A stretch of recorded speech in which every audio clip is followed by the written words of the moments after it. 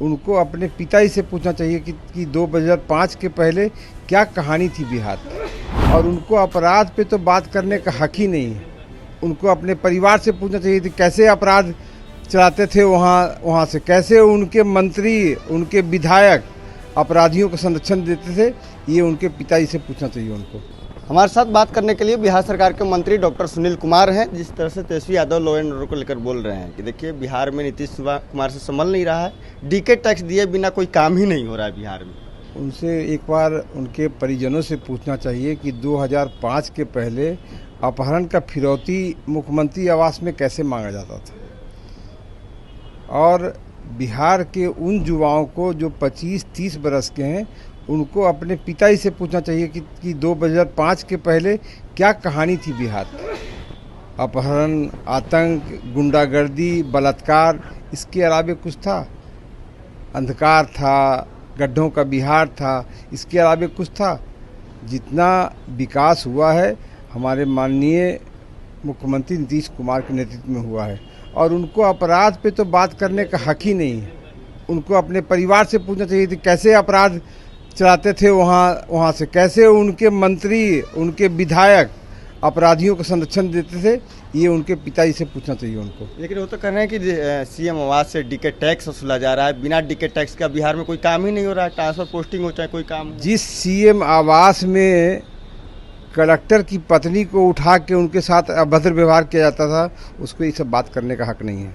क्या लग रहा है बिहार में लॉ एंड ऑर्डर को लेकर तेजस्वी यादव जो सवाल कर रहे हैं, वो आप लोग कर रहे हैं कि 2005 से पहले की बात याद दिला रहे हैं? क्या लग रहा है तेजस्वी यादव मुद्दा से आप लोग को भटका रहे हैं? उनके पास कोई मुद्दा नहीं है, तो जाल बिछाने की कोशिश कर रहे हैं। शहीदों को लेकर भी सवाल खड़ा कर रहे हैं, मंत्री जी कर रहे हैं कि तो हमारे साथ बात करने के लिए बिहार सरकार के मंत्री सुनील कुमार थे। उन्होंने कहा कि देखिए बिहार में 2005 से पहले किस तरह से वातावरण था। साथ ही कह रहे हैं कि देखिए सीएम आवास में किस तरह से कलेक्टर की पत्नी के साथ दुर्व्यवहार किया जाता था। तमाम तरह की बातें कर रहे हैं। और इसके साथ आपको बता दें कि तेजस्वी यादव लगातार कार्यक्रम कर रहे हैं और कार्यक्रमों में बिहार में बढ़ते हुए अपराध को लेकर लगातार सियासी हो रही है। और कह रहे हैं कि देखिए बिहार में आए दिन रोज़ आपराधिक घटनाएं घट रहे हैं और रोज़ आपराधिक घटनाएं घट रहे हैं, लेकिन प्रशासन और सरकार इसको कंट्रोल करने में है वो नाकाम है। और इसके साथ ही आपको बता दें कि बिहार सरकार के मंत्री हो या तमाम एनडीए के नेता हो, तेजस्वी यादव को लेकर हमलावर हैं। कह रहे हैं कि देखिए तेजस्वी यादव को बोलने का कोई अधिकार नहीं है। बिहार में क्या होता था किसी से कोई छिपा हुआ नहीं है। बिहार में जो भी विकास हुआ है मुख्यमंत्री नीतीश कुमार का देन है और मुख्यमंत्री नीतीश कुमार ने ही बिहार में विकास किया है। तेजस्वी यादव हो या राजद के तमाम नेता हों, उनको कोई बोलने का अधिकार नहीं है। प्रिंस कुशवाहा, फर्स्ट बयान। पैनोरमा ग्रुप, जो सोचता है वो करता है। आपके अपने सपनों का आशियाना। ये लो मुंह मीठा करो, आज मैंने अपना जॉब छोड़ दिया। अब हम पूर्णिया वापस जाएंगे।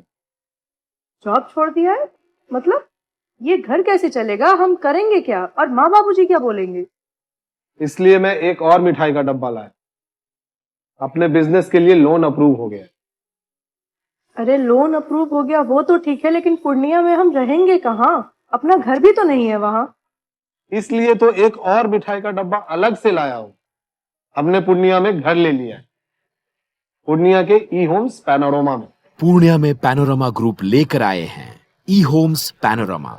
बड़ा घर, आलीशान जिंदगी और अत्याधुनिक सुविधाओं के संग। अरे अब क्यों मुंह मीठा करवा रही हो?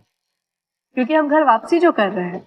घर वापसी की खुशी पूर्णिया में ई होम्स पैनोरमा के संग। ई Homes Panorama, luxurious lifestyle redefined.